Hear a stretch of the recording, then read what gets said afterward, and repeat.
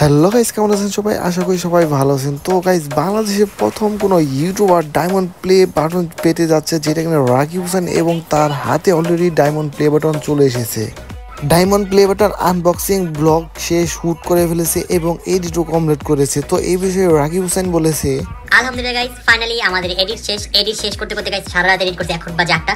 So finally আমাদের আজকে video আসতেছে ডায়মন্ড প্লে বাটন আনবক্সিং। তো সবাই দেখবেন, আপনাদের কথা দিয়েছিলাম যে 20 এপ্রিল আপলোড করব, ইনশাআল্লাহ আপনাদের কথা রাখতে পেরেছি। আজকে 20 তারিখ। সো আজকে আমাদের ডায়মন্ড প্লে বাটন আনবক্সিং এর ভিডিও আসতেছে, সবাই দেখবা, কারণ এটার জন্য আমরা সবাই ওয়েট করছি।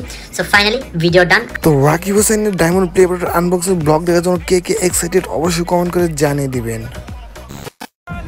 কিউট হওয়ার একটা লিমিট থাকে, শালা আমি লিমিটটাই ক্রস করে আলাইছি।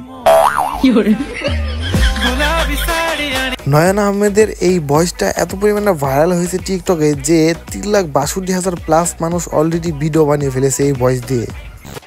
অনামিকা ঐশী এবং এলবি ডিভোর্স হয়ে গেছে, যেটা কিন্তু বর্তমানে টিকটকে ভাইরাল। তো সেইখানে জানা গেছে অনামিকা ঐশী বলেছে, একটা ড্রাগ এডিক্টেড ছেলের সাথে কি কখনো সম্পর্ক রাখা যায়, এবং এলবি ভয়েস ভিডিও বানিয়ে বলেছে, যেই মেয়ের সাথে সব ছেলে কথা বলতে পারে তাকে মেয়ে না, লোকাল বাস বলে।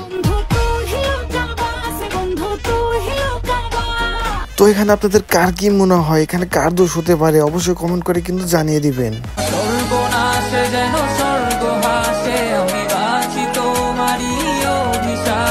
তো বর্তমানে নোবেলের গাওয়া এই গানটি কিন্তু পুরো টিকটকে ট্রেন্ডিংয়ে চলতেছে, মানে সবাই অনেক প্রশংসা করতেছে নোবেলের এই নিজে গাওয়া গানটিকে। তো আপনাদের কেমন লেগেছে অবশ্যই কমেন্ট করে কিন্তু জানিয়ে দিবেন। এলাকার সবচেয়ে বেয়াদব আর গারতেরা ছেলেটাও সময়ের পরিবর্তে সব জায়গার থেকে মাথা নিচু করে চলে আসা পুলাটা হইলাম আমি। হে আল্লাহ, আপনি আমাকে হাজারো মানুষের হাজারো রকম কথা শোনার মতো ধৈর্য দান করে।